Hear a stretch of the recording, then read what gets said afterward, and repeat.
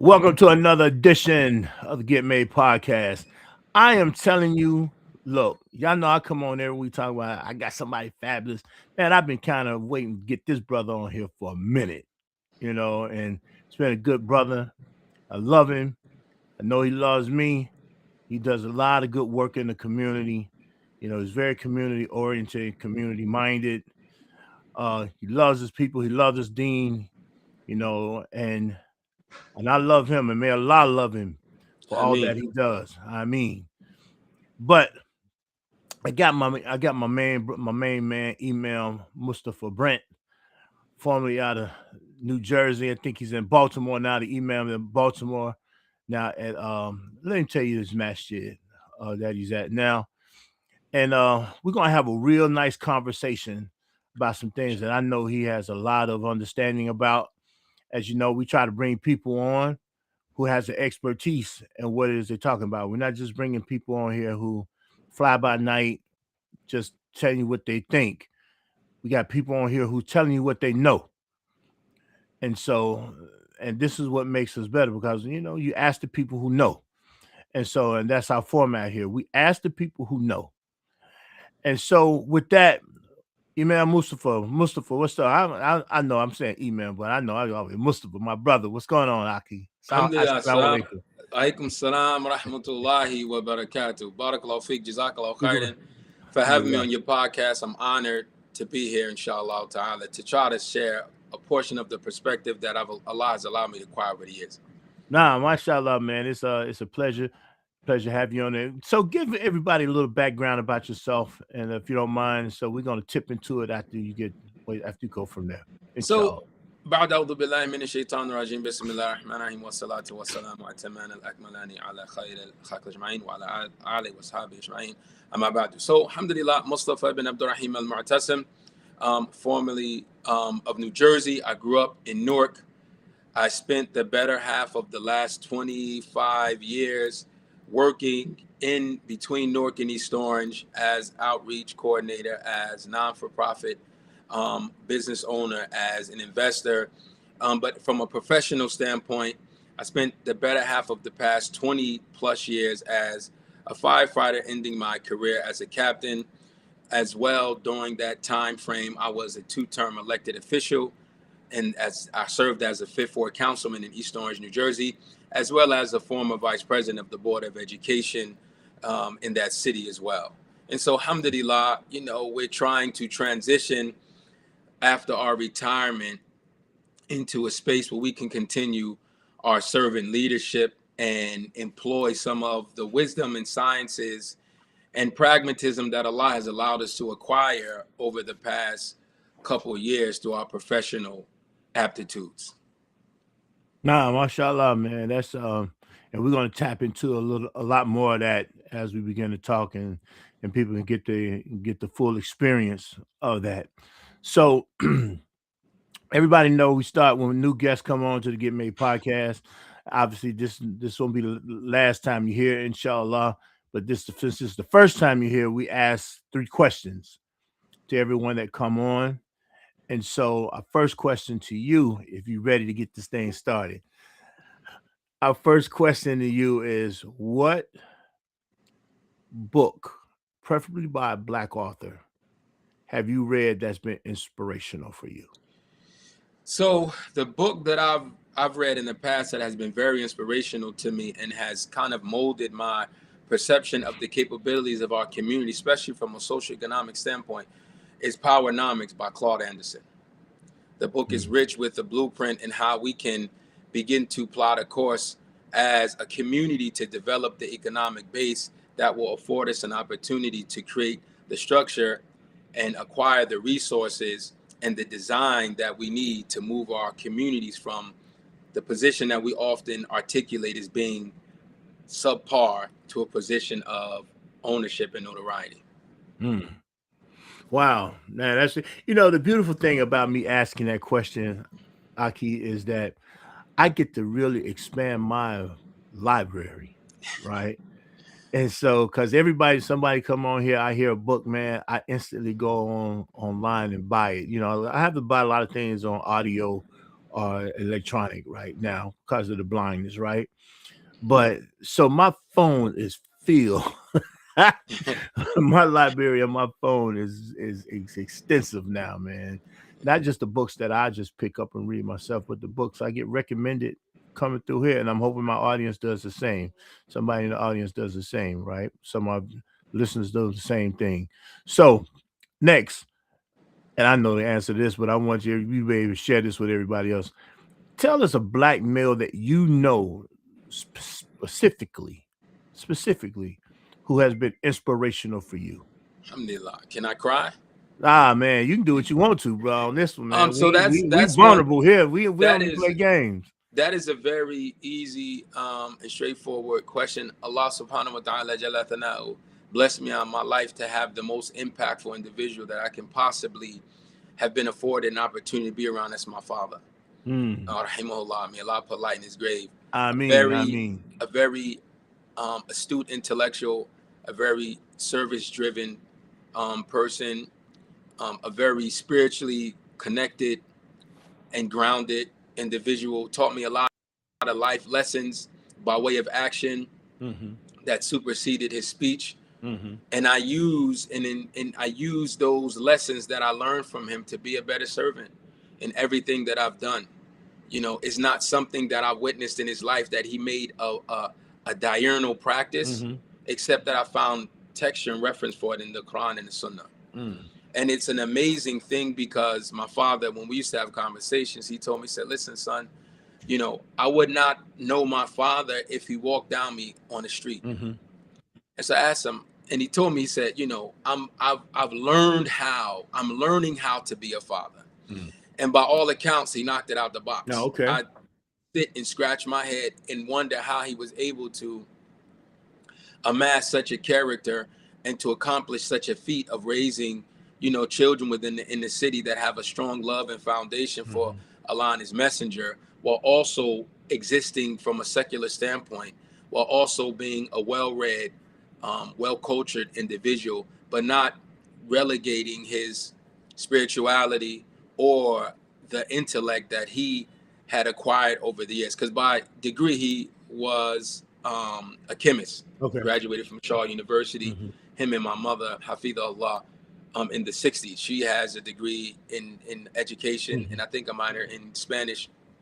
And so the duality of their personalities and the foundation of being to the entirety of people who come across us, whether it's family, whether it's somebody who's in a transient situation, or just a person who's passing by, or a neighbor. You know, those are the things that I've taken into the channels and the back rooms of politics that I've relied on when I ran into burning buildings to assist families in need, right? And Mm-hmm. now taking on this new role as an imam in one of the largest Islamic communities, I believe in a country that has a depth of richness in service and giving and promoting Islam. So yeah, my No, what? father all day, and then I have to delineate it down to my two older brothers. I know his contemporaries have fostered me in a lot of ways as well, but that's how I've been able to design my life and give it a certain level of continuity and give everyone their rights. Mm-hmm. Yeah, and you know my older brother Muhammad. You probably Yes. be somewhat familiar with my brother Mahmoud, but two phenomenal individuals, man. And people always say, "Oh man, you saw our tickets." I say, "Listen, man, y'all just giving me those accolades because y'all ain't met my two older brothers, man. God's a Mm. different kind of cast. They don't talk a lot like me, but they got a lot of action and a lot of sincerity behind what they do. So Oh, for God for preserve sure, man, for sure. I know Muhammad. I know Muhammad very well, man, and them. Yeah, you know, more so than Mahmoud. I know Muhammad very well, and you know, as a matter of fact, I think my introduction to your family was through Muhammad. You yes, know, and so I just know that the pedigree is very strong. It's very rich. It's very, you know, it's keen towards Islam. You know what I mean? Everybody got history, no, right? You know what I mean? It was sometimes, you know, we can't beat being products of the environment, but then we beat being the products of the environment. that's right. You know what I mean? And so, you know, sometimes we succumb to being the products of the environment, but then we beat it when we really start learning how to do something different and then taking it on. And I know that for yourself, Muhammad, and like I said, I don't know your other brother that well, but I know that you guys having the leadership that you guys had, you know, allow you also then to make the transitions from what I see, right? From Alhamdulillah. what I'm seeing. And I don't see much because I can't got no eyes, right? But but in the experience that I've had with the Brents, you know what I mean? It's been one of phenomenal movement, phenomenal love for this dean, and just being all out human beings, understanding the whole human being experience. Yes. You know what I mean? And so our next one. Also, I will also like to say this too, because I want to ask a question, even with your father, and because you made a point in saying something. Did you know your grandfather? Yes. I knew my mother's father. Okay, That was but you my didn't know man. your father's father. Nah, my father. I didn't know my father didn't even know his father. Okay, and because we kind of have a theory, man. Well, I've been working with a theory for many years, man, that as black men, we have not been able to see our fathers be son to other men, Yeah. right? And we still have to make it happen, Yeah. even though we haven't seen what that looks like. We haven't seen the apprenticeship or the mentorship take place that way. Yeah. Yeah. A lot of us, many of us, I won't say a lot, many of us haven't, you know what I Yeah. mean? But nevertheless, that's not an excuse, Yes. you know what I mean, to Yes. still be men. And hopefully, because I know you have a son. Was your father around before you, while your son, when you, Yes. at My the birth of your father son? was around for my son up until I believe he was maybe 5 or 6. Okay, well, Yeah. still, you know what I mean. Yeah. That he know the existence Yes. and the strength Yeah. of the father, and Yes. have you have admiration for your father. Yes. And Right. I witnessed my father in the presence, which is a very notable thing, in the presence of my mother's father and in the presence of his friend's father. Right. Okay.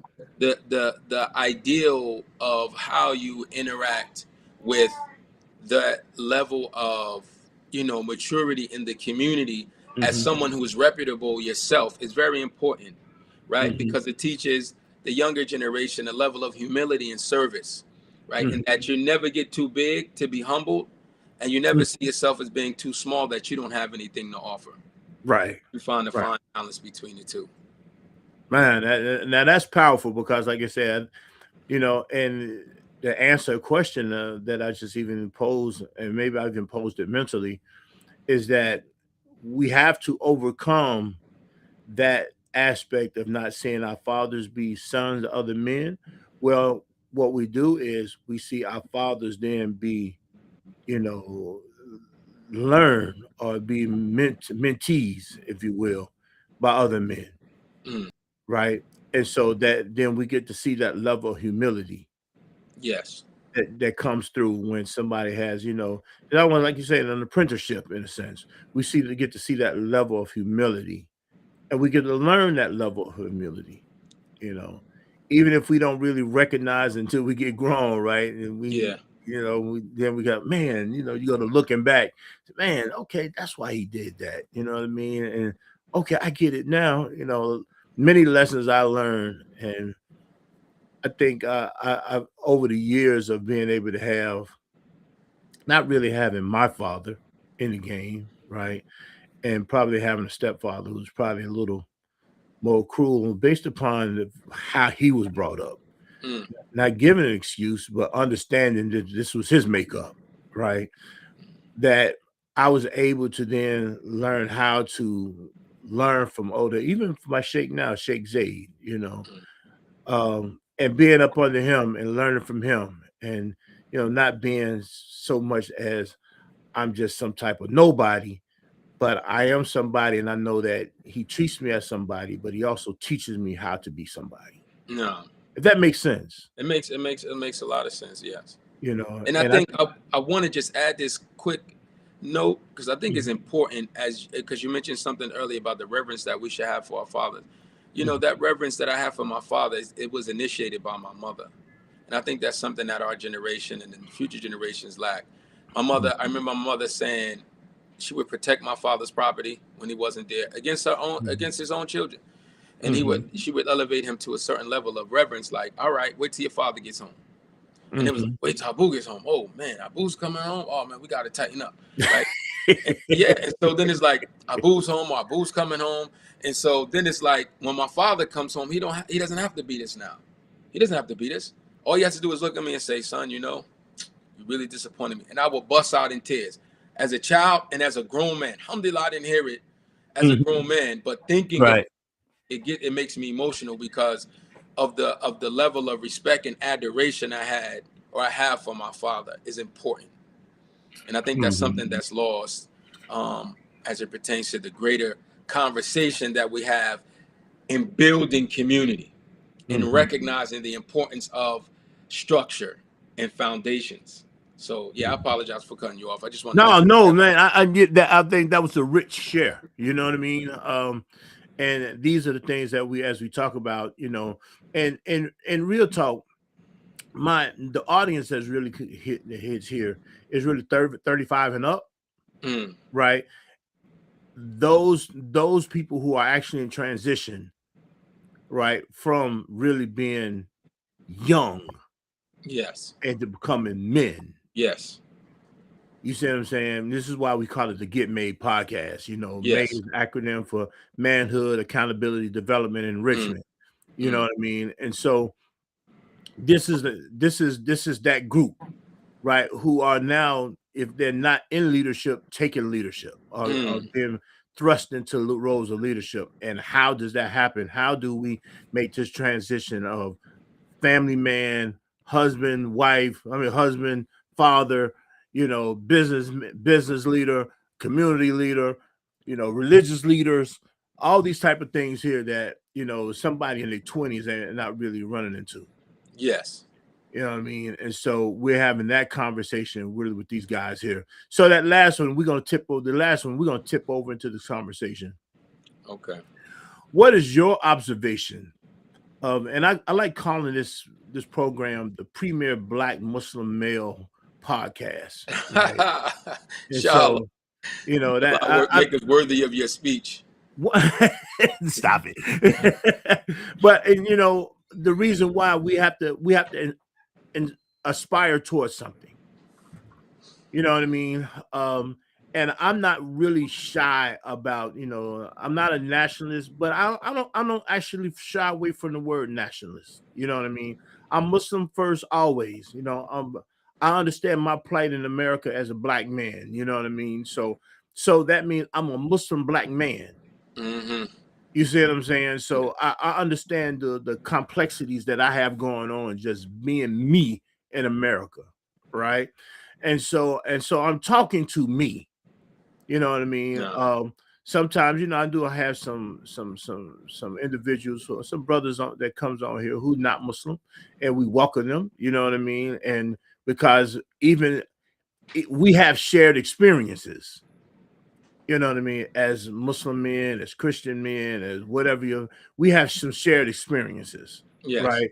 Just as Black men in America. So, you know, so people tap into it. So, what is your observation of as Muslim black Muslim men and our role or lack of role potentially in the political system? So, you know?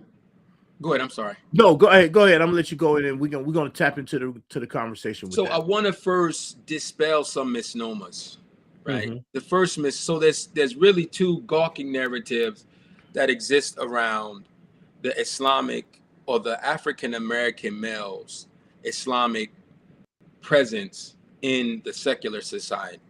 The first one being that, you know, Black men and African American Muslim men in particular don't vote, which is a misnomer. We vote in large number, and we vote usually based upon how we feel the person we're voting for is going to directly impact our day-to-day existence.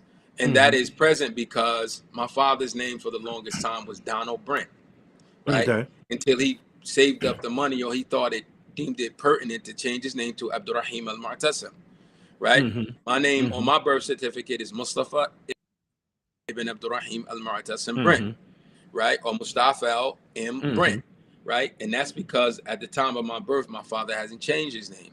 So when I go to vote, it comes up as Mustafa Brent, Mm-hmm. right? They may think Mustafa is an African name from watching Lion Right. King, right? They don't necessarily automatically associate it with an Islamic idea. We do because we're from the inner Right. city. That's a colloquialism, Mustafa, Mu, Right. Mo, on and so forth, Right. right? But it's when you look at the actual information and you look at the statistics, we vote, Mm-hmm. right? Okay. It's just not a consistent enough consensus around the spiritual or the religious identity of the person voting.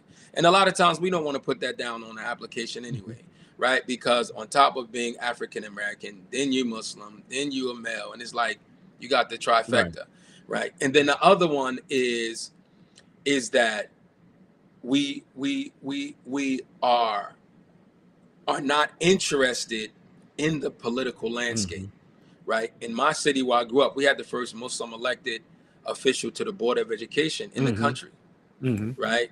In my city, we had the first Muslim, the city that I've served in as council, we had the first Muslim elected Okay. mayor, right? And so we haven't been afforded an opportunity through our disciplines to enter into the political landscape, because historically we've been taught and we've been educated around, if it's from a spiritual standpoint, Mm-hmm. right? You got to go against the kuffar, man. You can't partner with them or Right. nothing. If it's from a social standpoint, we got to fight against the system, man. Black nationalism and so on and so Mm-hmm. forth. But and then there's a lot of other nuances and variables added into the equation. The culturalized Islamic aspect of how we've been educated in our Islamic identity, right? Then the education of our males as it pertains to our secular education, and how we try to transition into a more Euro centric type of approach to our Mm-hmm. disciplines in business and in our work place, and so on and so forth. And so what I understand from my political exploits and being involved in the political system is that, number one, we have to get away from the concept that America should be or has the propensity to be a moral theocracy, Okay. right?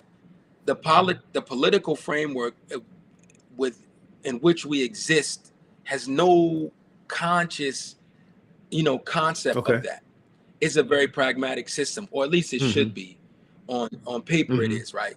You have a group of people that have a bipartisan determinism, as they say, right? And they have a goal, and they're seeking the means necessary to achieve that Mm-hmm. goal, Mm-hmm. right? As African Americans or indigenous people within this framework, we have to begin to educate ourselves and accept the fact either we're going to be a part of it or we're going to be, a result of it, right? As they say, you either at the table or you're on the Right. menu, right? Mm-hmm. The reality is that some of us are at the table and we are not even given a menu. We're just sitting there, right? We're just placeholder, right? We're just tapestry, Mm-hmm. right?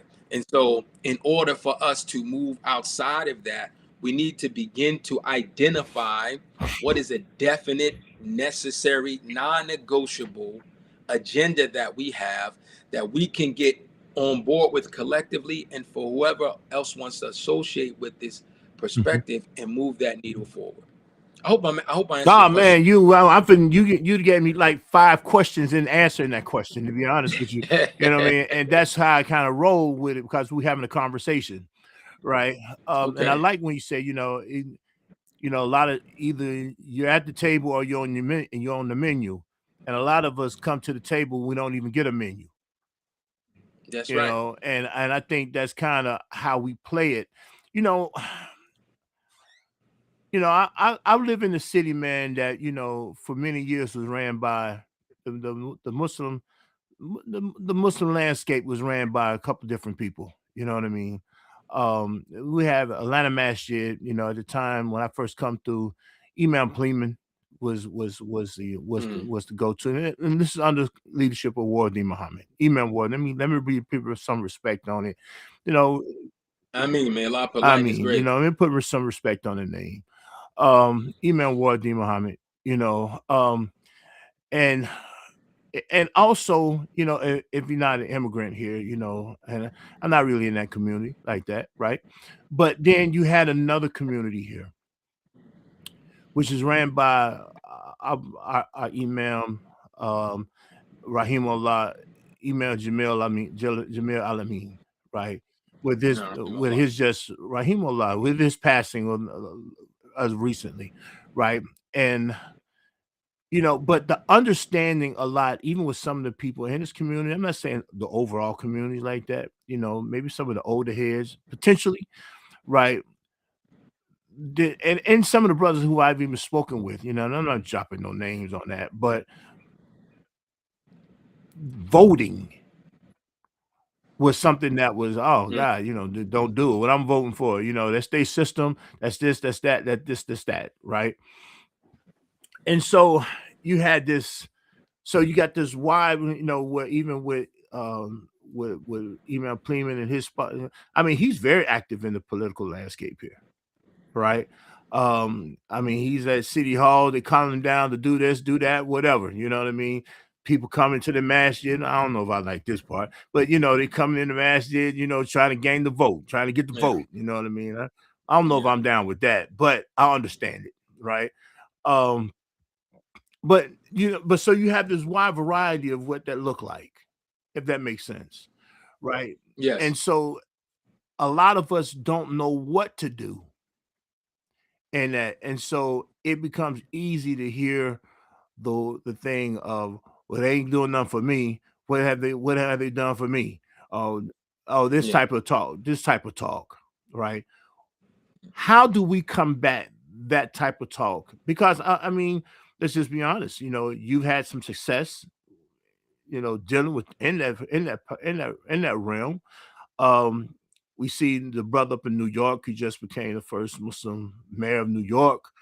You know, yes. uh, may may Allah guide him in his job. I mean, I mean, I mean, I mean, and because he has I mean, New York is like a whole another world government. You know what I mean in itself. I mean, yeah, it is. It literally is Yeah, on paper, exactly. right? It literally is on, especially post 9/11. It literally is, and a lot of people don't understand Yeah, that. and exactly. And so, and the things that he's even trying to talk about, trying to do there, right?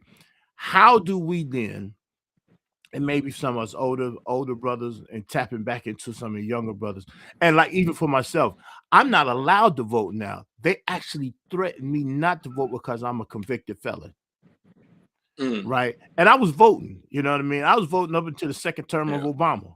After that, they sent me a Mm, couple of letters, told me if I vote again, they're gonna violate my parole, and they sending me back.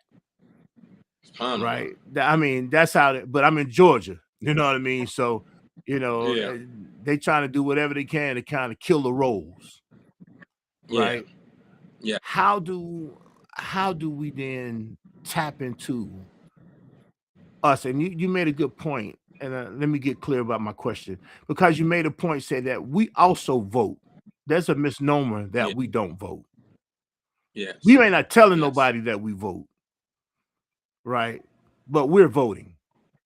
Black men are yes, voting. Black Muslim men are voting, yeah, right? yes. And so, how do we then sit in that, and then say, hey, or what are we looking for instead of just voting? What are we looking for? How do we become a block, if you will? I think that's what I'm A looking voting for. block. So, there's a couple of things that has transpired to us over the years, right? Number one, we have had a spiritual, you know, drudging of who we are as a Hmm. people, right? Spiritually, we have been, taken for such a tremendous, journey in the process of us becoming who we are now. I don't know if something froze on your screen. My screen is But yeah, froze. So okay, I don't. I can hear you real good though. So keep it rolling. You Okay, good? okay, okay. Yeah. So and so taking that into consideration, that eroded the trust. That's the first thing. The second thing is we we haven't had unified ship in almost 2 generations, right? A little, I mean, a little, maybe possibly over a little, yeah, almost a generation and a half. I.e., meaning my parents had a little of direction and unified leadership, whether it's through Jamil Al-Amin, whether it's through another leader, you know, Malcolm X, whether it's whatever the situation was, Warfdeen Muhammad, unified leadership, right? Mm-hmm. And that takes away from the overall, you know, steam that goes into the engine that drives us forward. And the next thing is that we haven't had a unified agenda, right? We don't have a unified agenda that we can all rally behind, or substantially enough that those of us who have the conversation about, oh, we shouldn't vote or we shouldn't be on the agenda, that can subdue or humble themselves and say, for the betterment of the whole, I'm going to move with this block, right? And I think that it's a level of astuteness, it's a level of respect for leadership and positions identified specifically within each lane or framework. So Mamdani has won the mayoralship, right? He's mayor elect. He's going to be sworn in to be the mayor, right? Now, Right. what's the next thing that comes out for the Muslims? The next day, not alhamdulillah, brother one, may Allah preserve him, may Allah. What's his ideology? What's his methodology? Oh, he's this sect. Oh, he's that sect. And I mean, like, we have to get outside of the conversation that elected officials are imams. They're not. They're not our spiritual or moral compass. They're there to do a job. And we should have the level of discipline, empathy, and understanding to allow them to exist in a space where they can exercise their humanity to acquire the end goal. And the end goal is so that we can have representation in a field or an environment that most of us feel as though we're too morally astute to engage in, right? And so understanding that context, understanding the responsibilities associated with that, we can now begin to define what our agenda is and move forward, right? And so we have to begin to have these real harsh conversations. You don't vote, brother, why? You don't vote, but you know somebody that's on public assistance, or you know somebody that needs to get access to funding to go to school, or you know somebody that needs medical and healthcare, or you know somebody that lives on a block that hasn't been paved in the last 15 to 20 years. Why don't you vote? Why don't you get involved? Right? You know, I think it's Plato had this saying that says, a man.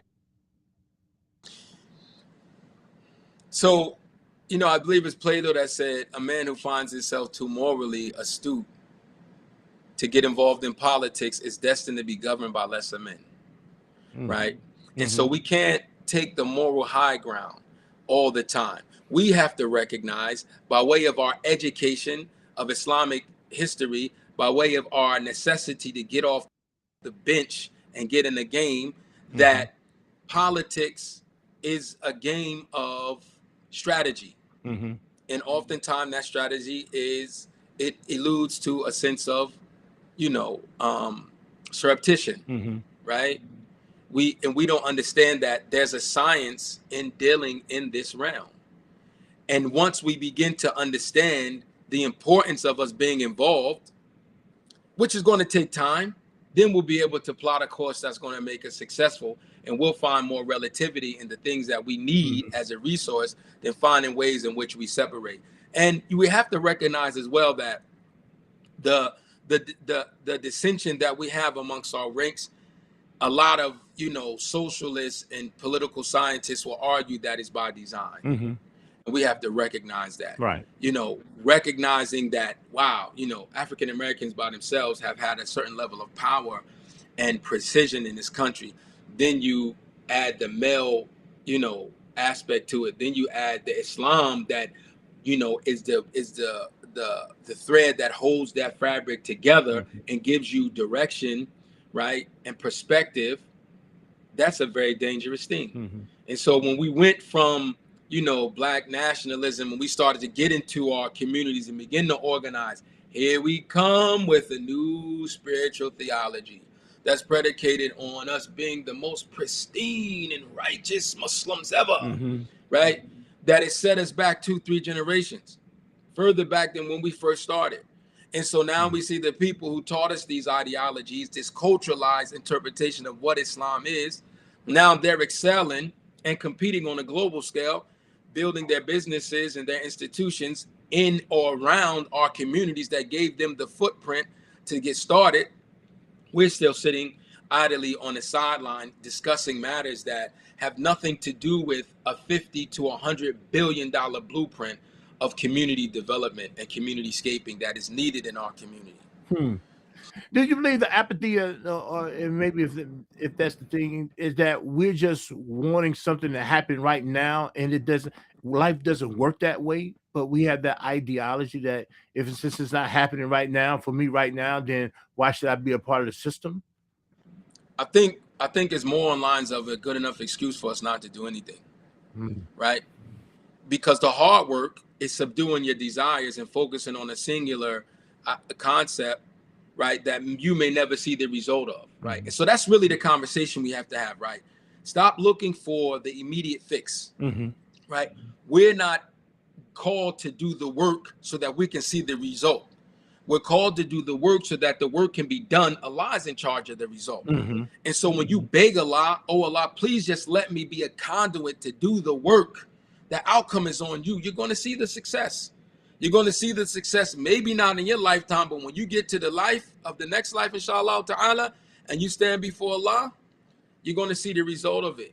And so I think we need to really refocus our judgment of people in our communities, not basically so much on how religious a person is or how much he represents what I wish I would be spiritually, and based on the people that are actually doing the work. The brother who been driving the kids to school or giving them lunch money that have no relation to him for the past 30 years. He may not recite the Fatiha properly.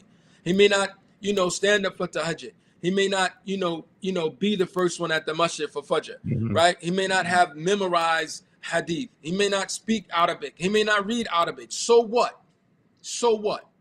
When he stands for prayer, Allah may recognize him as one of his awliya, as one of his people, because he's taking care of the needs of other people. Hmm. You understand what I'm saying? And Hmm. so we have this false, austere approach to judging the people in our community that are doing the work. And Hmm. that's something that has transpired, that has given to the gawking narrative of our inability to get involved, not just in politics, but service in the community, right? Is that my generation, we came back after studying overseas and sitting with the ulama and learning Arabic language and memorizing a couple hadith and being able to recite Quran with the Arabic tongue, right? That the brother who been cleaning up the masha nowadays for the past 30, 40 years, we can't take nothing from him. The brother who started off doing security that was built like a rock, now he's a little frail. He can't tell me what to do, Hmm. right? Coming in with this level of pomp, you can't tell me nothing because I sat with the ulama. It's folly, man. Hmm. It's a fool's way of approach to designing community and developing generations of leaders. Hmm. Wow. I had a brother tell me once, man, after I came home, ambition, anybody coming from the joint, a lot of times ambition is through the roof, right? Because it was always this thing, I got something to prove, right? And I was gone for a while. I sat for a minute, right? And so I come on, I'm hitting the ground running, bam, I'm out here doing it. So, but I'm still trying to figure where I want to go. So I thought about going into law after I finished my undergrad. I thought about going into law, right? So I'm having the conversation. And coming back to something I'm circling back to something here, because what I was told here, you got to judge by what Allah judged by, right? And then at this point, I think I'm educated, but I'm not educated as far as religion is concerned, right? I'm not dumb, but I'm still trying to follow in, and at this time too, I'm trying to follow into this understanding of the Salafi Dawah and things in nature there. What was being promoted at that time is the Salafi Dawah, right? Yeah. Um, and I still say the Salafi Dawah for me is the Dawah, right? But that cult like behavior, Yes. you know, was kind of what we all were caught up in, a lot of us, right? Especially those who don't know, right? Yes. And so I'm going to school. I'm thinking of trying to go back. Want to go to graduate school, but then I'm thinking, well, I might just go into law, right? Just go into law. And so I was told that I was kind of shamed, if you will, Mm, mm. right? And then I took it because at that point, I mean, I'm looking at this brother, and I'm thinking this brother might know, you know what I mean? He got a little education. I mean, I ain't dropping names, but I'm thinking he got something, you know what I mean? And it's this whole thing of judging by what Allah judged by. But I'm like, okay, then what happens to us? My mind said, what happens to us is, okay, how are we gonna say we judge by what Allah judged by? You can't even open this building without getting an ordinance, without going through ordinance. Facts. You know what I mean? You can't, so that means you got to file some paperwork with the government, the same government you Facts. said don't be a part of, right? It was just kind of asinine to me. It really, I mean, it almost kind of like having bipolar behavior with that thing, man, to be honest with you. And it's like, why, how, why, what are we talking about? And of course it discouraged me in going into law. Right. Mm. I just got Allah's discouraged from favor. going into law. Right. Because at that time there for me, I was really into thinking of labor law, right? Mm. Employment law. That's what I wanted to go into. Um, but how do where do we get off it with this, Mustafa? And alhamdulillah, you are imam, you studied, you know, you ran a whole gamut. And I think when we first started talking, that's one of the things that was impressive about you to me, is that you ran a whole gamut. I was the only other brother I know, was another brother up in Cincinnati, Ohio, right? That I can connect with because I was also a firefighter, Mm. right? And so I mean, I love firefighters. Don't get me wrong. Yeah. I love them. You know what I mean? Yeah. And so, because I understand the job, Yes. you know what I mean? And that's a very dangerous job. People don't understand. It's a Yes. very dangerous job. We run into where everybody running away from. You know what I mean? Yes. And so, and then when I started talking to you, okay, you're a firefighter, you're doing city council work, you're an entrepreneur, you're doing various different things. You're a family man, you got a lot of things going. I'm like, man, how in the world that brother Alhamdulillah. balancing all of that? Man, Allah increase you in good with. I I mean, mean, and I ain't trying to bust your head with nothing, right?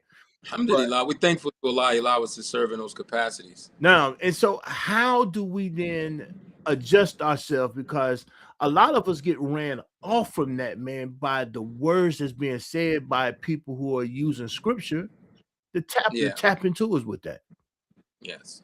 So the first thing is education, right? We have to learn tarikh, right? Tarikh Islamiyah, right? We Mhm. have to learn the history of Islam, right? Mhm. There were people who served in the courts of the non-Muslims during the time of the different khulafa, Mhm. right? Especially when khulafa lost his power, there were people Muslims that were trained in the sciences of diplomacy, trained in the science of, medicine, that they were invaluable because of what Islam had given them as it pertains to perspective within those disciplines. And we have to stop this madness, man, discounting people because they don't pray like we pray or they don't ascribe to our ideology. And so we can have a conversation about ideologies all day, but what benefit is it going to give us as it pertains to our forward mobility? If somebody wants to call themselves Salafi, if somebody want to call themselves Tablighi, Ahl Sunnah wal Jamaat, Ikhwani, that's their prerogative, right? But Mhm. what is this? What is the centralizing and galvanizing thing that brings us together under the banner of La ilaha illallah Muhammad Rasulullah, that can get us to where we need to go as a community? Because nobody knows, right? If you're calling yourself something outside of, and it's going to be a soundbite that they're going to use, I don't care, outside of what Allah says in the Quran, He's the one that called Mhm. you Muslim from before. Then you are on a tightrope because you don't know. Now, all of us are striving to understand our deen. Is no way that you can, ala minhaj salaf, on the way of the people who came before us, i.e., the Prophet Muhammad sallallahu You the understand? Ashab, in those first 2 or 3 generations. Mhm. Everything after that, not intentionally, not malice, with malicious intent, because the Islam became more globally, impacted by culture, things started to change. Politics within Islam started to change. The manipulators and the agenda-fied people started to come into Islam. And there is no greater power of moving people's consciousness and bodies outside of religion. There's no greater power, right, that can move people in a direction outside of religion, right? And so how we begin to rewrite that narrative is we stop talking about these people, man. Stop dealing with these people. The people that want to be outside, go ahead, be outside. That might be a good place for you, right? But we're not affected. If somebody says, oh, Mustafa, he's not on the minhaj, or he don't represent, like one thing they used to say to me when I first came back from overseas, oh, he doesn't represent the ulama. Where does it say that in the Quran and Sunnah that I have to represent the ulama, right? I get on the minbar, I say, Allah said, his messenger said, this is what the Salaf said. That's it. That's not enough for you. I don't have nothing for you. If I want to quote some contemporary ulama, then I do that. That's my prerogative. But it's not a mandatory thing, right? And so, first of all, stop caring about the criticism. We're doing this for the pleasure of Allah. You don't have to like what I'm doing. You don't have to agree with me. That's fine. And if you don't, I'm not going to approach you like you approach me. You're still my brother. I'm going to work for your best interest. And that's one thing that I had to learn in politics. I've gotten cursed out before because I'm Muslim, because I'm young, because I'm a firefighter, because I'm black in politics. Or I didn't do something for somebody. That's fine. But I still had the legal and moral obligation to serve these people because I took the responsibility on. And as my father used to say, if you take the responsibility, you have to be responsive, right? And so I think, number one, those who deem themselves intellectuals from our communities that are African American in descent and culture need to speak out against these other guys, man, that have these shad ideals and concepts about what we can and can't do in America to solidify our position. Because you look overseas now, the places that a lot of these mashaykh are from, hafidhahumullah, and may Allah give them long life and reward them for their disciplines. Their governments are now moving into a more westernized and secular approach. That doesn't make it right, but there's no diss tapes on them. Why? Because you'll be thrown in jail. Right. You lose your livelihood. And they won't just throw you in jail. They'll lock your family up. In some extent, they'll lock up your whole tribe. Right. So your tribe will come after you before the government does. You understand what I'm saying? And so we have enough. I'm going to say it, and I don't care what nobody thinks. We have enough of intellectual prowess within our communities that have studied and read enough books to have the fundamentals to move our needle forward, spirituality, move our needle forward from an economic standpoint, move our needle forward from a social standpoint, move our needle forward from a secular standpoint.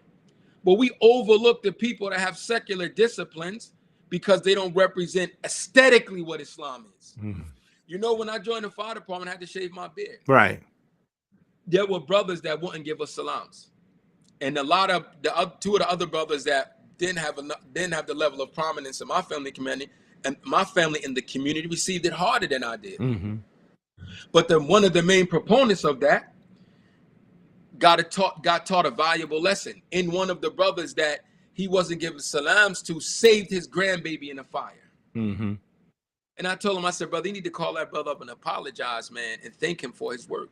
Because Allah would determine the outcome, but he chose that brother to be there to fight that fire that night to save your grandbaby. Right? And from being in firefighter, a lot of times firefighters are not, they're very honorable, noble men to do their job. Right. But you have the miscreants in there as well. So when you go into a person's house, their house is now open to you. Right. And we've had to stop guys from taking jewelry. Right. Right. The pocket and stuff. Right. Right. Yeah. Right. You got a lot of kleptomaniacs in the firehouse. Right. You have a lot of noble guys in there as well. So the point I'm trying to make is that if we don't deem ourselves the leaders and responsible and be responsive, who have we relegated or designated the responsibility to? Right. And so how I hope that Allah uses me in this new capacity and throughout the rest of my life is that I'm able to bridge the balancing gap between the two worlds, right?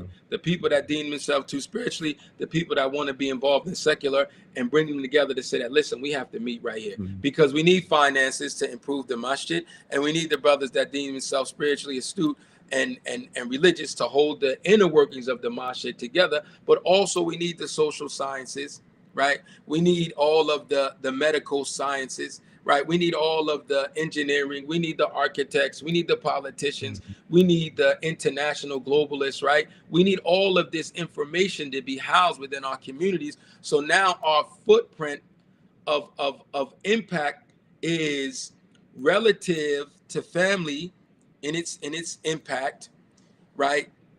You know,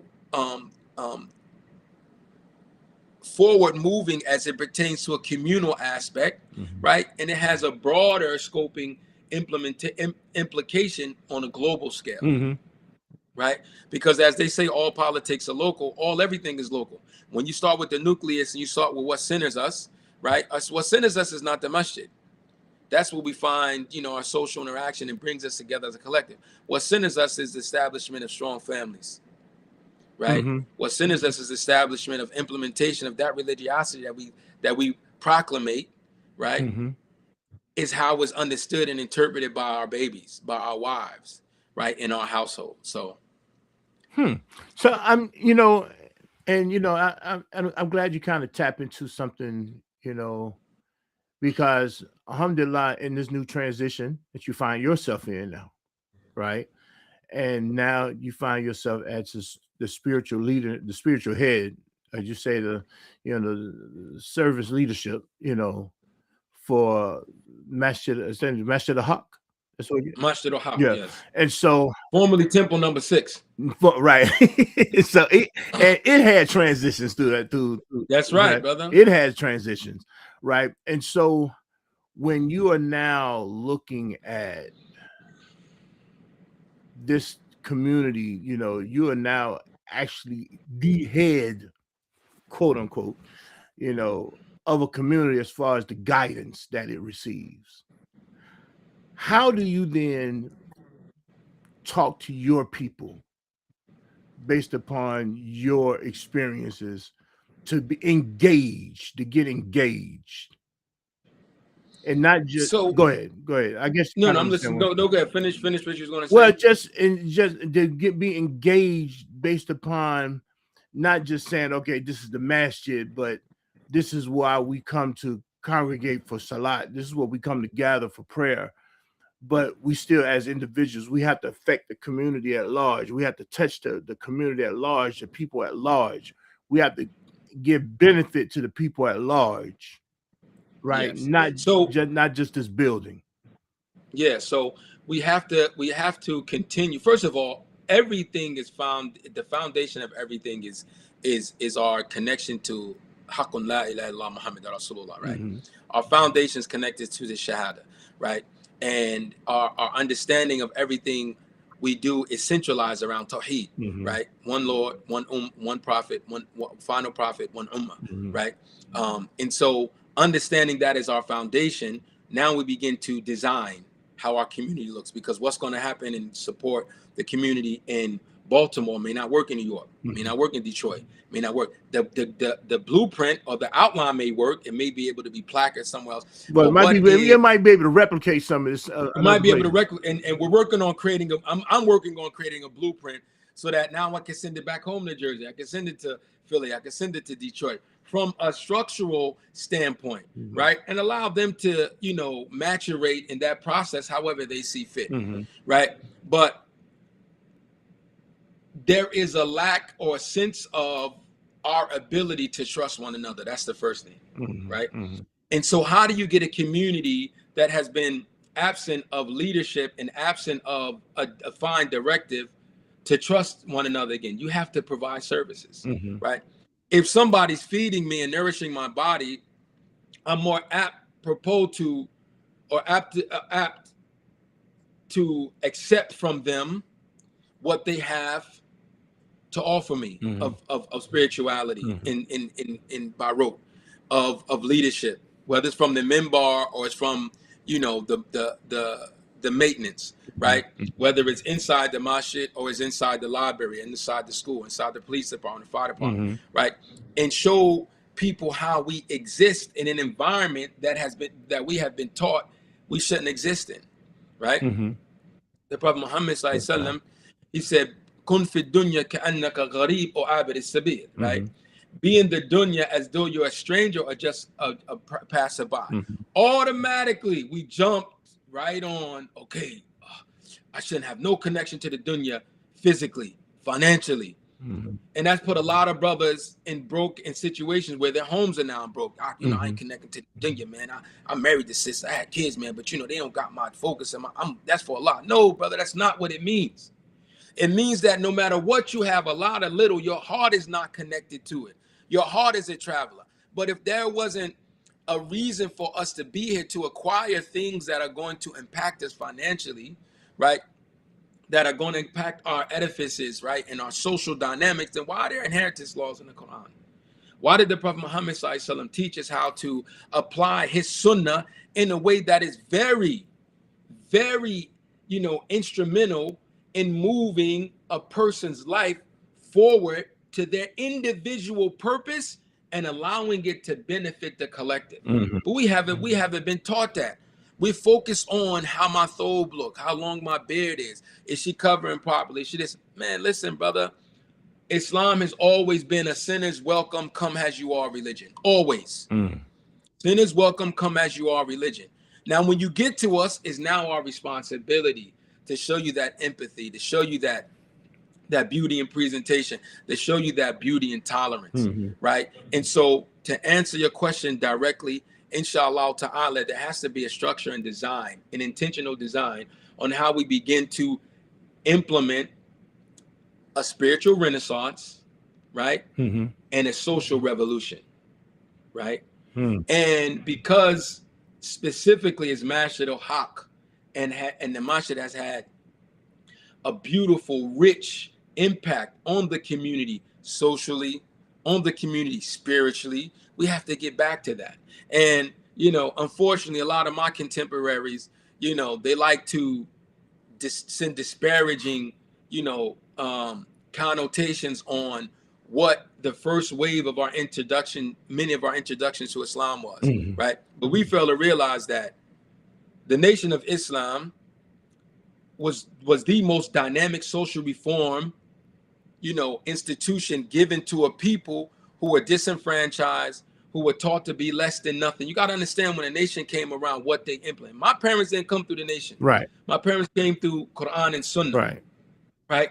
But I understand as a grown man the social reform, right? The economic impact that it had. When they were selling fish, brother, they cornered the fish market. Right. When they were selling bean pods, they cornered the Navy bean market. Right. Right. And so when we understand how our spirituality, our religiosity works in tandem with our economic and our socioeconomic status, then we're going to begin to excel.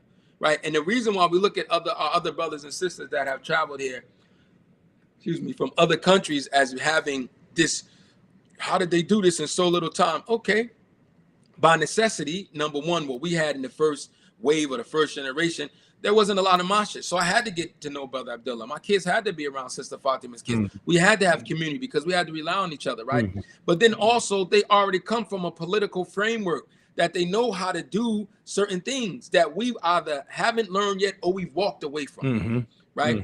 And so what I hope to, inshallah ta'ala, to impact the community with is, a crossbreed between what Allah has allowed me to acquire Islamically, but most importantly, how we can move the needle forward by providing services, structure, and resources to the Muslim community, but also more importantly than that, for me, to the greater community, because our mission is that we do much with little, right? And we give da'wah to those people who are in a position or not in a position to have access to this information or this knowledge and this beautiful way of life.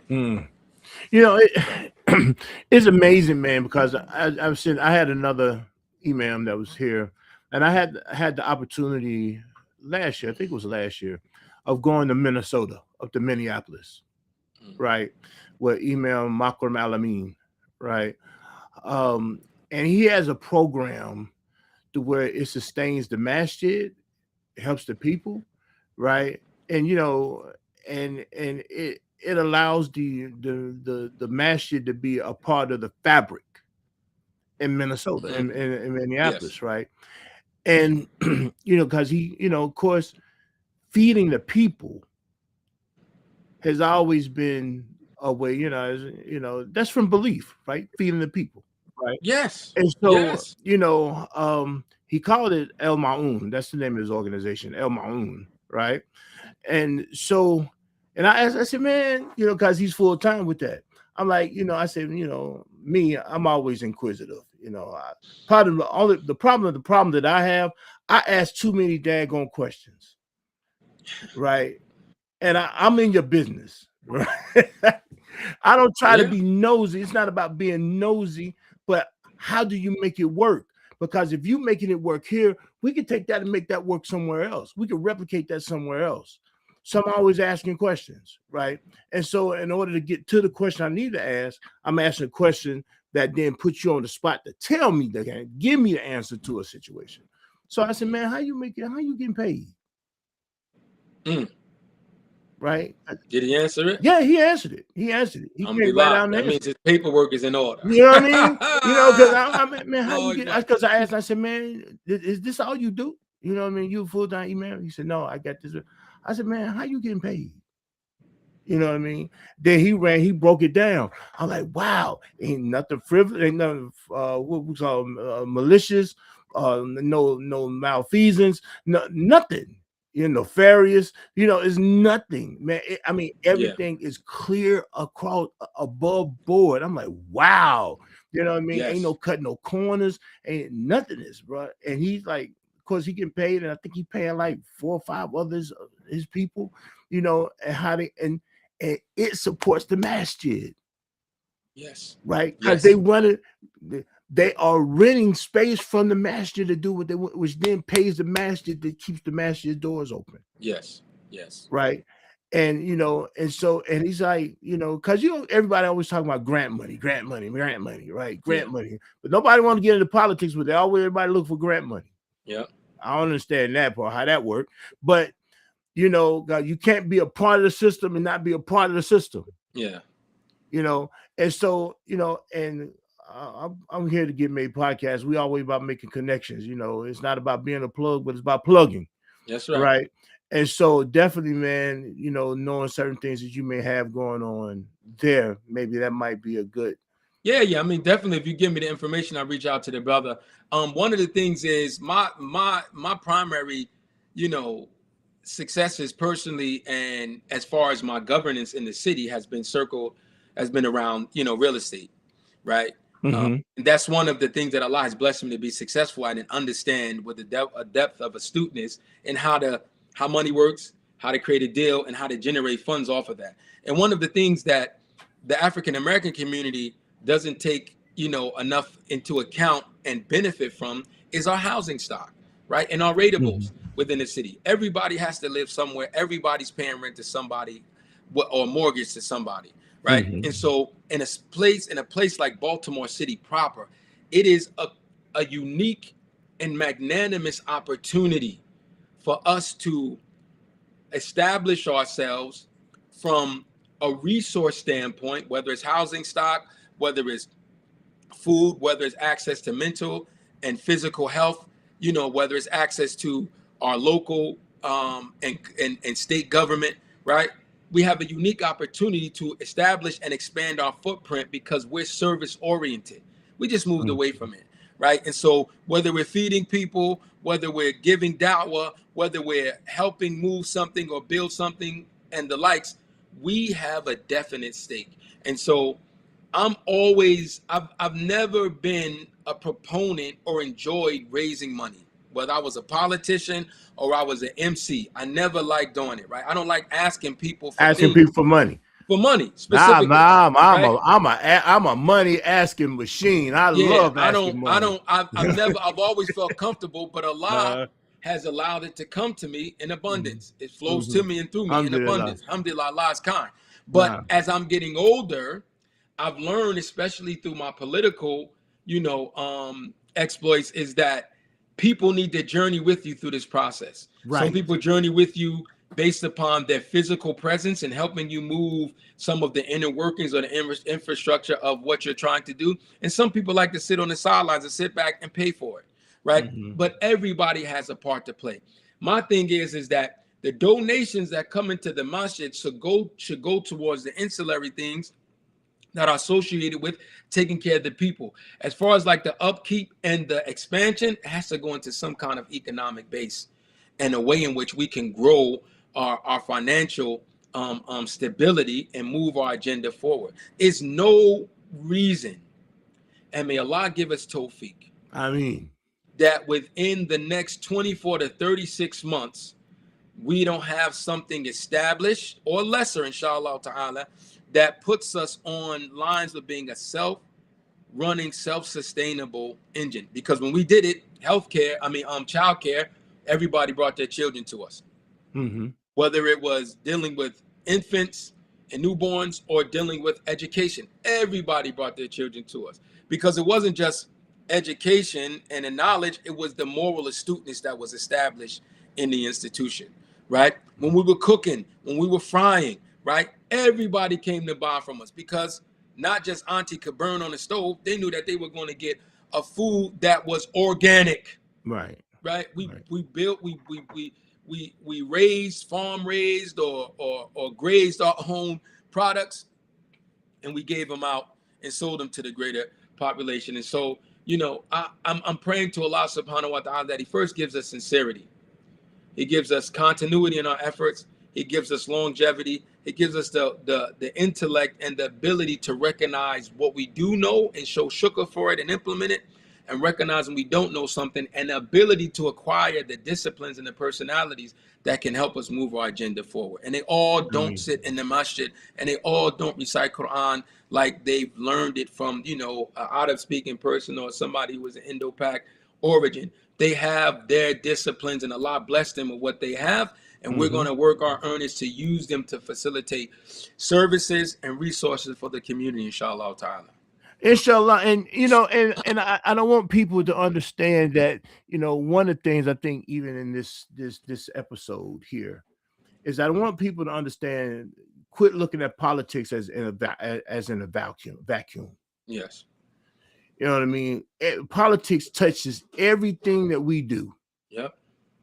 If you want to start this business, you want to open that daycare, you want to open that restaurant, you want to open that car wash, you know what I mean?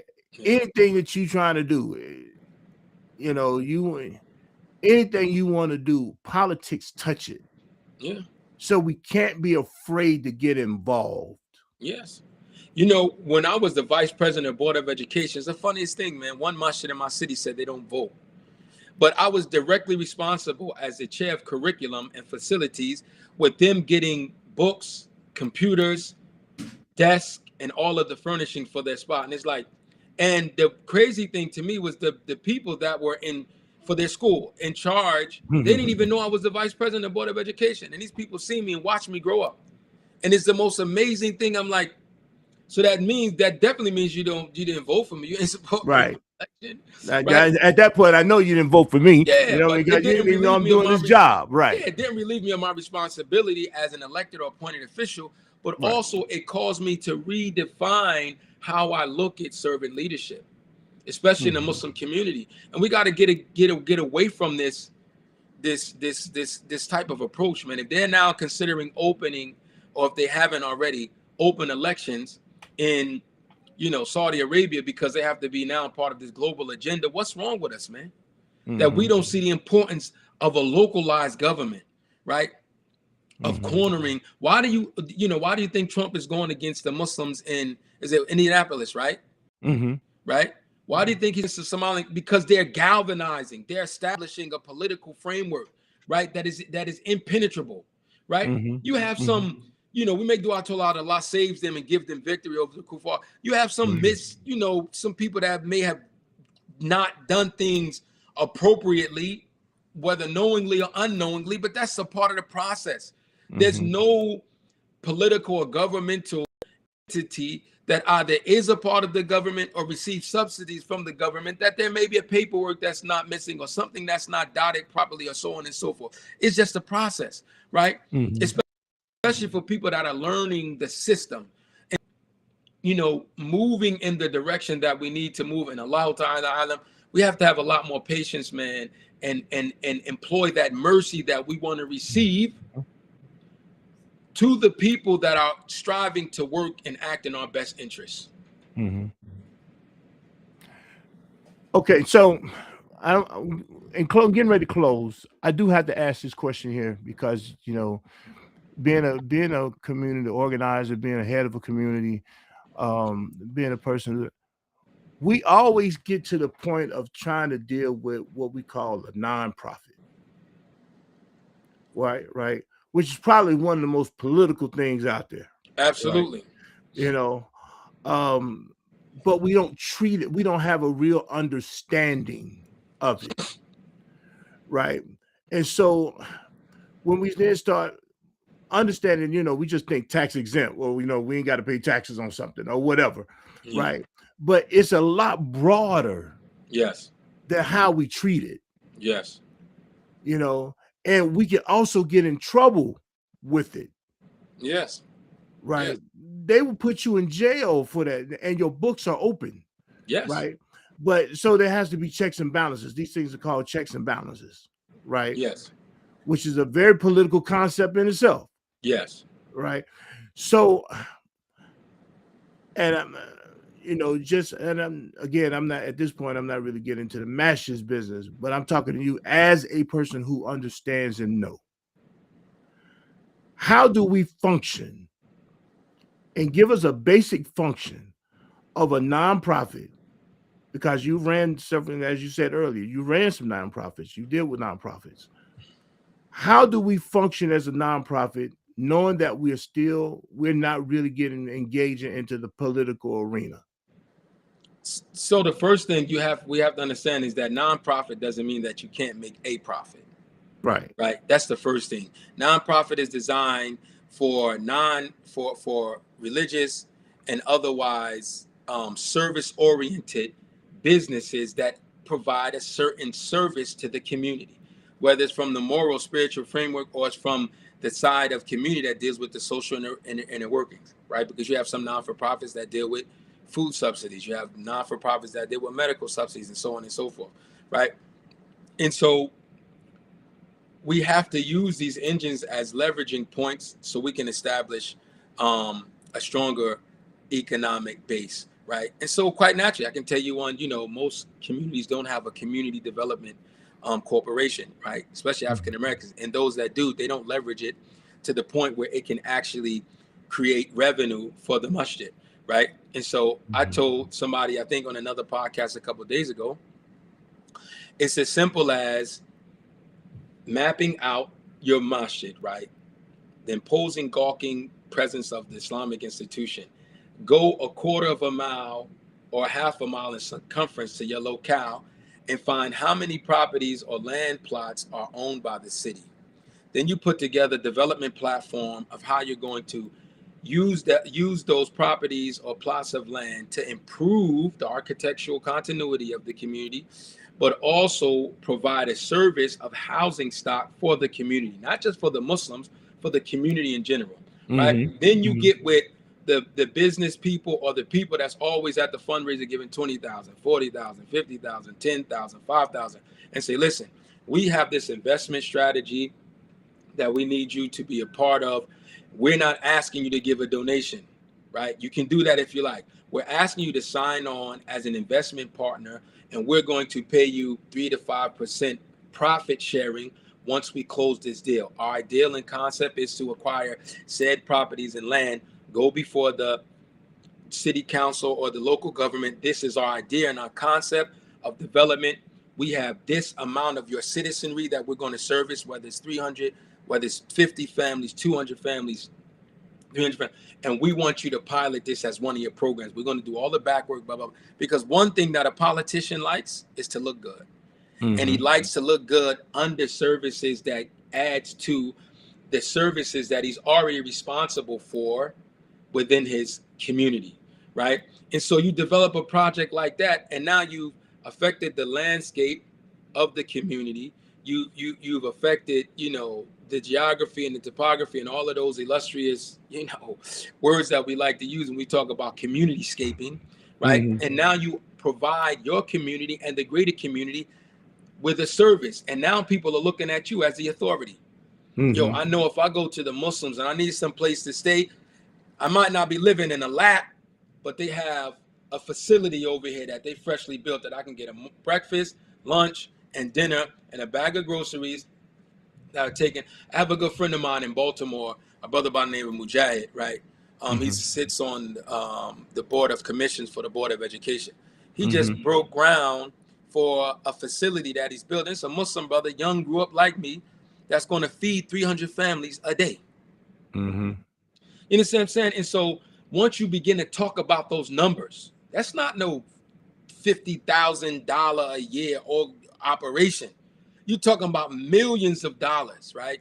And whether it's through grant funding, philanthropic endeavors, Mm-hmm. or whatever they pursue from how their business, design is set up, and I don't know, is going to be a benefit for the community. So why wouldn't the politician show up? Why wouldn't the mayor show up? Why wouldn't the councilman in that ward or that district show up? Why wouldn't the senator that represents or the delegate that represents show up to that event? Right? Mm-hmm. Because they're part of somebody that's doing good. They just Mm-hmm. happen to be Muslim, right? Mm-hmm. And that's how we Mm-hmm. have to look at it. We're here to provide a service. Our spiritual and our moral compass guides us along this path. And so understanding the inner workings of non-for-profit, we have to look at it from as Muslims, because we're always trying to have a duality in what we do from a service standpoint. Mm-hmm.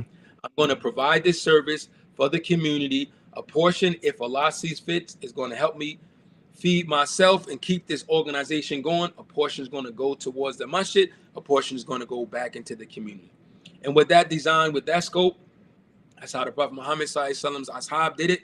Will be successful, man. They didn't travel to a place and become a burden on the people. They didn't travel to a place and suck up the resources and the air and the energy. No, they came to give da'wah, but they also had a gift.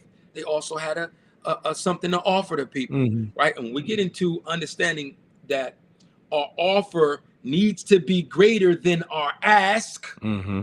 our offer needs to be greater than our ask, we'll see we'll excel leaps and bounds beyond all of these people that we see have had a modicum of success in this secular environment.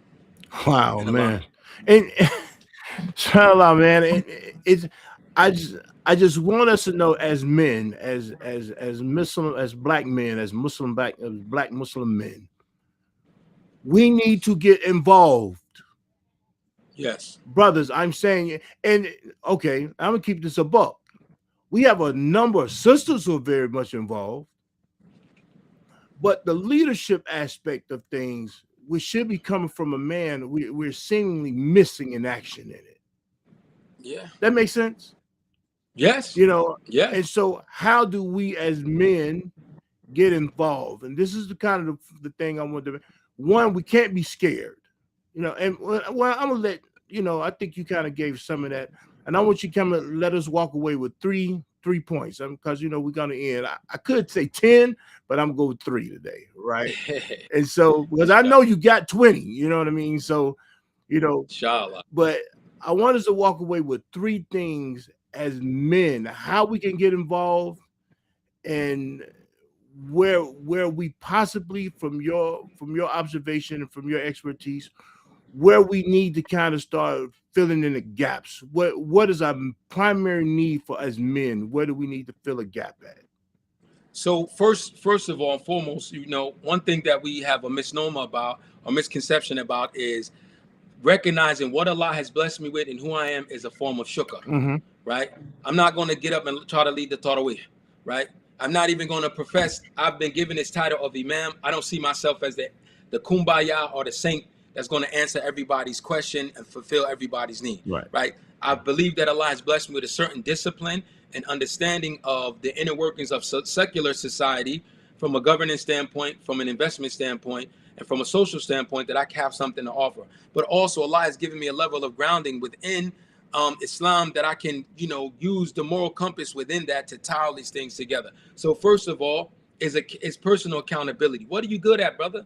What is just if you're good at hustling oils, come to us. Let us show you how to market that online so that you can create an oil business. You can sell your product internationally because you have a phenomenal idea. We have a problem with sharing our ideas and our talents with each other because somebody's going to steal my idea. No, brother, you want somebody to steal your idea. Right. You just will need to find a way to do it better Right.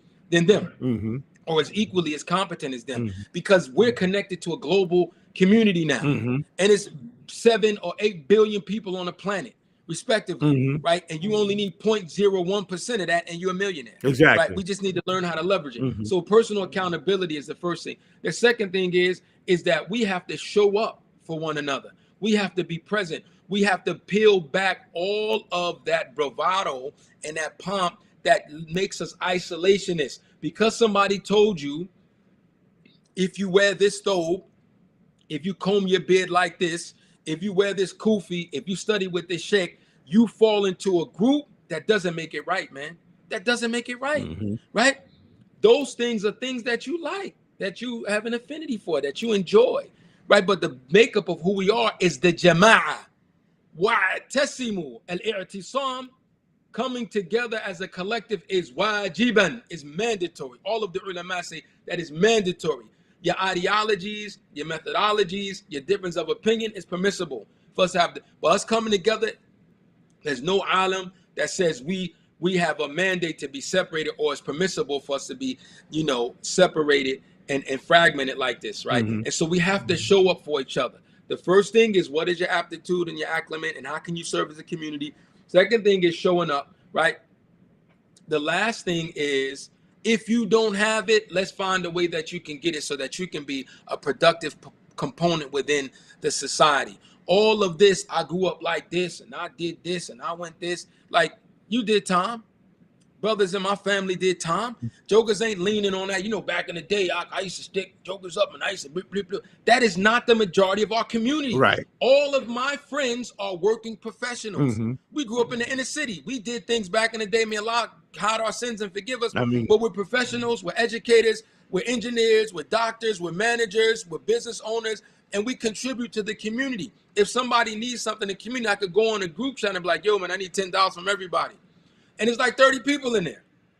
You know what I'm saying? Mm-hmm. Give me $10 from all 30 people. You understand what I'm saying? I need $50. Could you imagine? Mm-hmm. You understand? I need y'all to fast tomorrow and give me y'all lunch money. Right. None of them ever say no, right? Mm-hmm. We supposed to be fasting anyway. It's Monday. None of us ever say no, right? Mm-hmm. Now, some guys might not always come at that angle all the time because people have responsibility. Right. But they're going to definitely double. They're not going to allow all opportunities to pass by them, and they don't partake. And so it's about accountability, right? Mm-hmm. Responsibility, Mm-hmm. right? And and action. And action. Okay. Right? Accountability, responsibility, and action. And so I have a concept that I developed over my adult life. Okay. Right. And I have a consultancy ship that I've been developing in a book that I've been writing for the past 15, 20 years. Okay. You gotta get that book published, brother. Gotta get that book published now, all right? And I'm putting it out there, and I hope that this acts as the poor man's copyright. But it's called The Sure Bet, right? The Sure Bet. Okay. The Sure Bet, BET. It stands for Belief, Empowerment, and Transition. Okay. A roadmap for an individual to prove on oneself and to begin to establish himself in society, and a roadmap for them through their services and their talents and their purpose and acclimate to get closer to Allah. Okay. Right? And so each one of those letters is a roadmap and a blueprint. It has an acronym to get you to a, so the first letter in the first word is belief, right? The first letter in belief is a B. It stands for brave, right? You have to be brave in a society that is brazen, right? In all of the nuances that pushes you in the direction of being adolescent, immature, irresponsible, and so on and so forth. So bravery is not a reactionary, adjective, right? It's not a reactionary, right? And in some instances a verb, right? It's not reactionary, right? Courage is reactionary. Bravery is you locked in a room somewhere, needling down on what you need to discipline yourself on, what you need to learn, how you need to improve, so that when it comes time for you to be courageous, you have all of the armament and the tools needed to excel. And we're not talking about solely a physical, altercation. We're talking about an intellectual, right? We're talking about a strategic warfare, right? That we need to do to bring our people up from the drudges or the grudges of society to a place of notoriety through service, right? So we said accountability, responsibility, and action. So those are the three things. Mashallah. Accountability. What was it? Responsibility and action. Responsibility And action. and action. Okay. And Accountability. responsibility doesn't mean that you've just been given a title or a position. It means that you're responsive, right? Responsibility means that, here you go, brother. You are responsible for making sure that the car is parked properly. You're going to make sure those things are delineated to the T. Right. Here, brother, you in charge of, giving a khutbah. You're going to make sure that when you give a khutbah, it's not just a message that is intellectually powerhouse, but it's something that's going to affect people's heart, and they're going to leave saying, I need to take action. You understand what I'm saying? So may Allah give us the best. I hope I did some justice to your podcast. Mashallah, man. I answered some of the questions and gave some perspective. Well, alhamdulillah, man. This conversation is one of continuum. You know what I mean? So, this isn't the final end of this conversation, right? This is the start of the conversation. Inshallah. Right, inshallah. And as we continue to, bring more and, bringing more people, get more people involved, people are able to meet some of the somewhat like I did with the Muslim Wellness Summit. If I can continue to put the people in it, again, Allah said, ask the people who know. Yes. If I can continue to put the people who know in front of people who need the answers, right? From one, you got to know that you need an answer. You got a question that needs to be answered, right? Yes. And then you have to have enough humility to then say, you know what? I need to make sure that I ask this question instead of thinking I got all the, I can do one thing. Oh my God. And I kind of have a thought going, but one thing I can't stand, right? And sometimes, and I'm talking to my wife too while she's sitting here right now, right? One of the things I don't like is you trying to figure this thing out when you got people around you who got the answer, right? Yeah. And like going into a grocery store, going into a store, I think it's just a waste of time running up and down all these aisles when you got somebody who in there who's supposed to know where such and such, where the cinnamon might be. Yeah. You know what I mean? But I'm all over the store looking for cinnamon. When I'm supposed to be able to grab this person, that person may say, hey, this is what a cinnamon is, right? I am a firm believer in asking a question that, well, you need to figure out yourself. The figure out part is I figured out who to ask. Yes. You know what I mean? That was my figure out part. You know what I mean? Who do I recognize as a person who can give me this information? I think that is one of the most disservice things that happened to our community, that they then make us have to feel like this bootstrap understanding that I got to do everything on my own. Yes. I think that has killed, because one thing about it, no other community is doing that. Yeah. They are tapping into their resources. Yes. But somewhere along the line, we got told that we can't tap into our resources and that it is something from, admirable, so to speak, to then have to do this, to suffer. Yes. Right? To suffer, to struggle. It's admirable to struggle. Now, I ain't gonna say struggle ain't a part of the game, but nonsense struggling is idiotic to me. Right? I'm not finna sit there and know. If I know that, I'm not gonna sit there and try to figure out, I need to, like, we come right up on something yesterday, and I just try to say, bro, I'm just trying to get to Broad Street because we're in downtown Atlanta, right? And downtown Atlanta is so jammed up now, you can't even get Yeah. around downtown Atlanta now, right? And so because so many movies are being shot and so much Mm. this and construction and all this, Yeah. I'm just trying to get somewhere to go buy some jars, man, so we can product, get this product ready to sell. You know what I Yeah. mean? But and so it's like you can't trust the GPS because it don't know construction going on. Yeah. Right? It's not telling you where, they got construction. So here's your detour and all this. It's not telling you detours, it's telling you how to get there. So I'm like, I roll my window down. I can't see. My wife saying this guy's over there. Hey man, I'm just trying to get to Broad Street. Hey, follow that car right there. And what we do, because I guess he told the same person where they needed Yeah. to go to, Yeah. right? He said, follow this car right there. And okay, we followed that car and we got right to where we need to get to. Yeah. Cause I asked. Now I'm on the phone with another brother. My wife just goes, she frustrated because she's trying to get around, right? And I hear the frustration. We all over downtown Atlanta, bro. Mm. She over here laughing at me, right? We all over downtown Atlanta. I'm like, I'm hearing it, but I said, bro, let me get off this phone. And so, I'm like, okay, baby, this and this and that. I'm blind. I No. can't see, but I know where I'm at. Yeah. You know what I mean? I know my area. No. Right? But now here's what happens. Because I am blind, okay, now let me ask this question. You know what I mean? And once I got out of, even for myself, once I got out of the thing of thinking that I can do it on my own, that I really need some help, I've been doing a lot. I've been a whole lot more successful than I thought. I thought I would be. No. You know what I mean?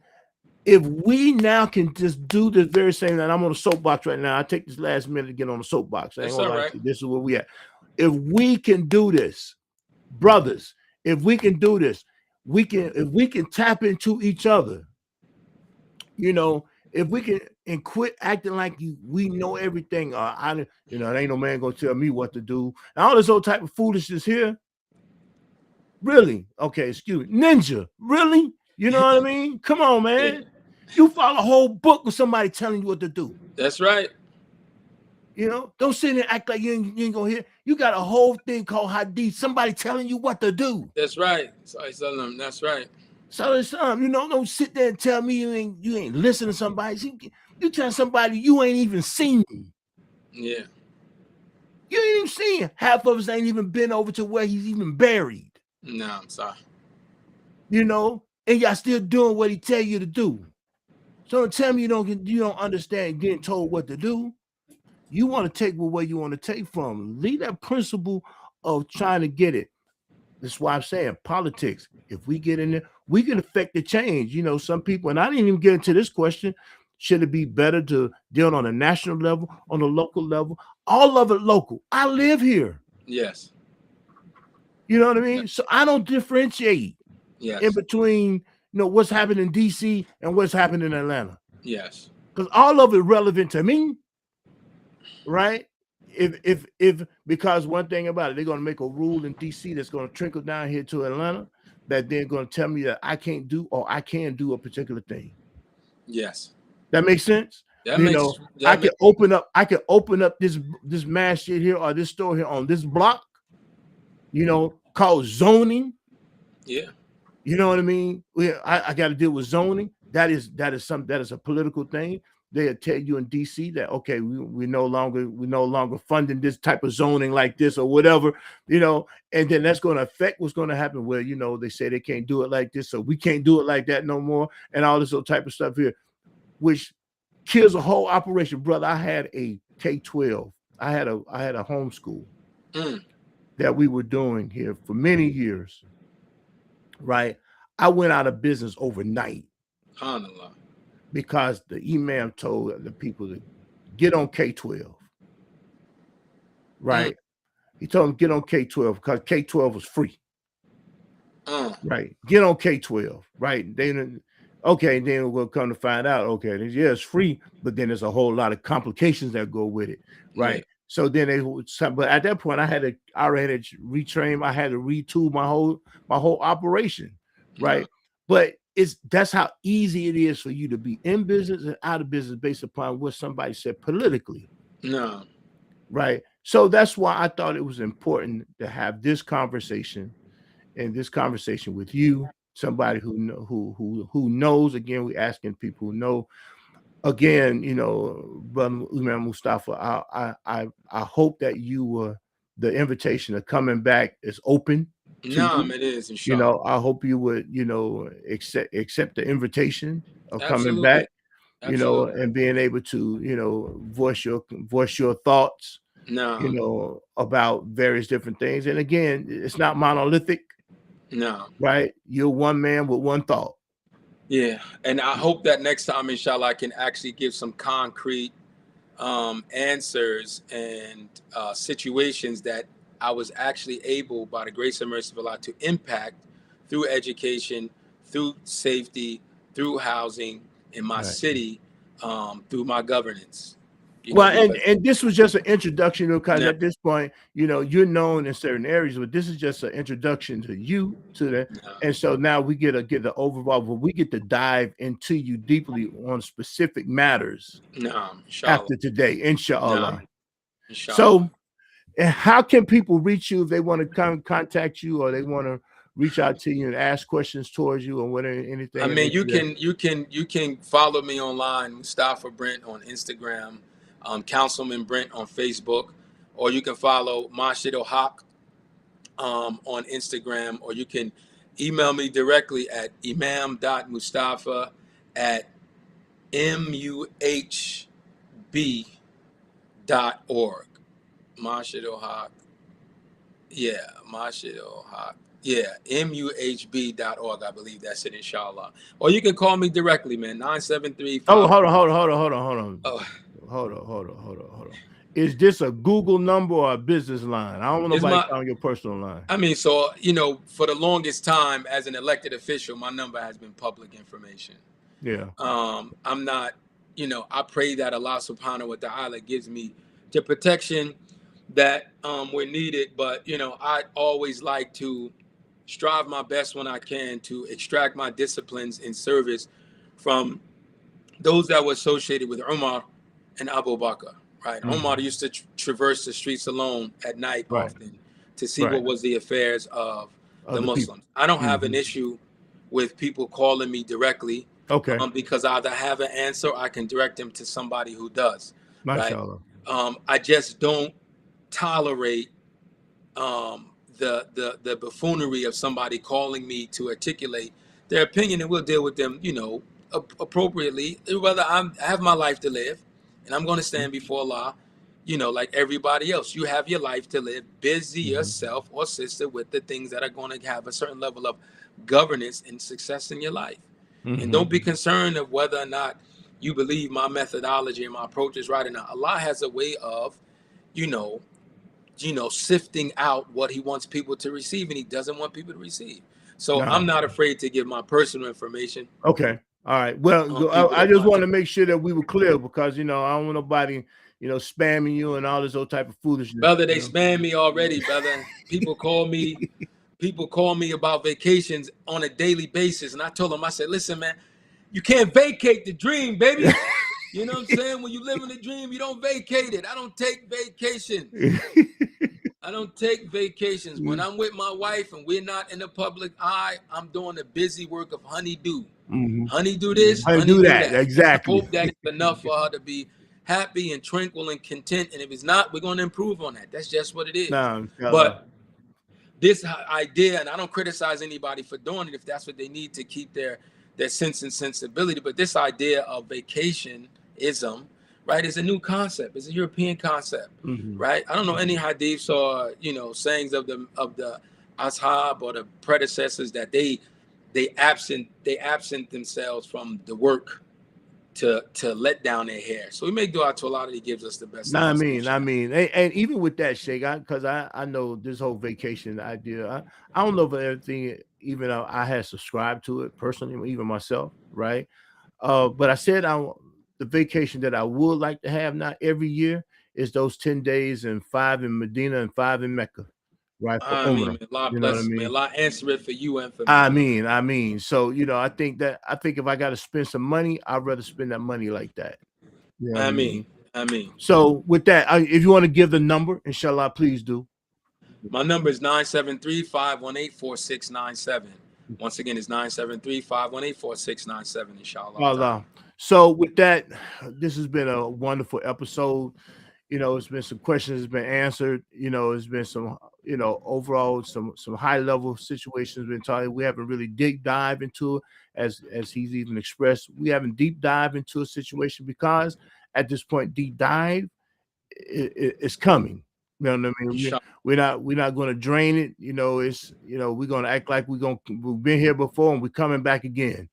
Right. I mean, I I mean, mean. so with that, we definitely extend the opportunity for our brother to come back again, have a conversation with us a little bit more, probably in particular matters, honing in at one subject matter probably at a time. So we can kind of be not all over the place and we can kind of just drill right into what it is we got. So with that, for also you brothers and some of you sisters, I know sisters that watch this as well. We are going to be in Baltimore on the 26th through 28th. Imam Mustafa is going to be there as well. He's part of the programming that's going to be there as well. So for those of us, we're going to have the Muslim the wellness. I'm talking about Muslim Wellness Conference, but summit. We're going to have the winter conference with the Rawda Islamic Center of Delaware. Was having putting on and we moving it. He's moving it this year. Imam Shadid is moving it to Baltimore this year, and a bigger venue, inshallah. And we're anticipating a lot more people. Please be there. Of course, there's still room for you to be there, be a part of this experience. So it's going to be on the 26th through 28th. I think they still have hotel rooms.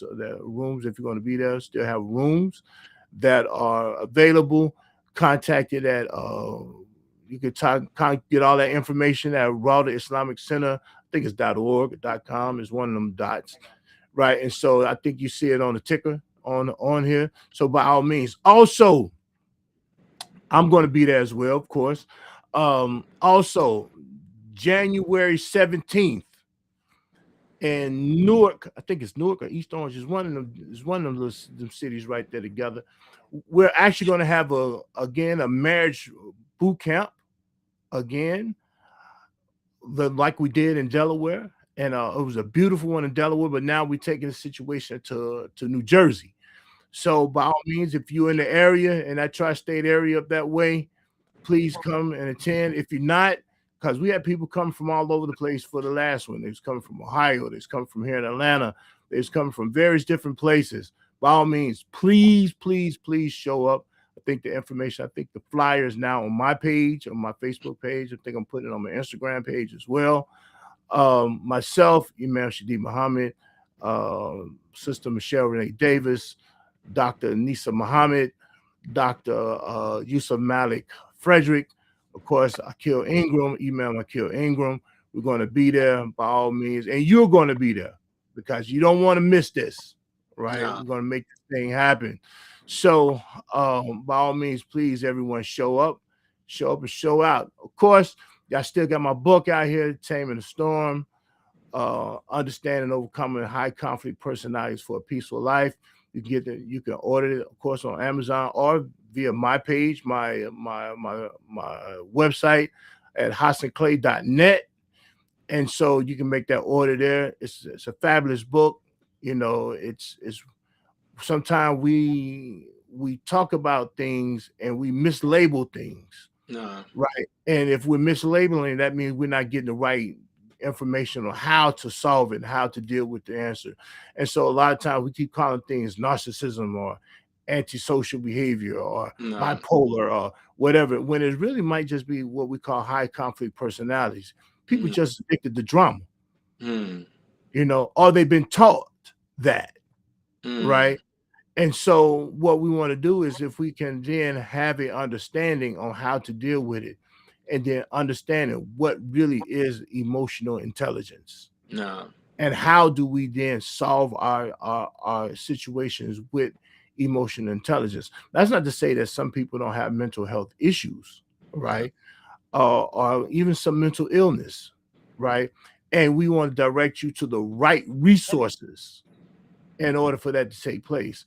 But everything doesn't necessarily need a therapist, but it does need some type of guidance, No. right? So, and everything doesn't need a PhD, but it also needs some guidance. But everything's need guidance. No. And so, and we have qualified people who may not be have those credentials, but they're qualified, right? So we want to point you in those directions. I think this book also help you point in that direction. So by all means, please grab the book. Please grab the book. And of course, you can reach me at on all my platforms at the Hassan Clay Experience. I think Instagram. I think we was kind of looking for it the other day. Instagram, and I kind of find out is Hassan Clay _experience, right? And so we want to make sure that you reach out to me, and I'm gonna reach back to you. And by all means, every Monday at 7 p.m., Get Made Podcast, the premier Black male Muslim male podcast in America. We are releasing a recording every Monday at 7 p.m. Please put your notifications on to let you to and subscribe to my YouTube channel as well, so you can get it.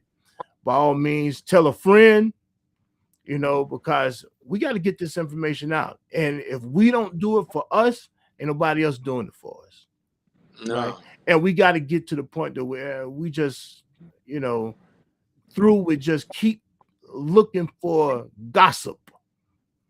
You know what I mean? We're being entertained and we're not being educated. We have to quit being entertained. We got to get into, well, this person did this and this is what happened here and all this old type of stuff here. I'm not saying No. that they're not places for that, but I'm saying that we also have to make room for the education.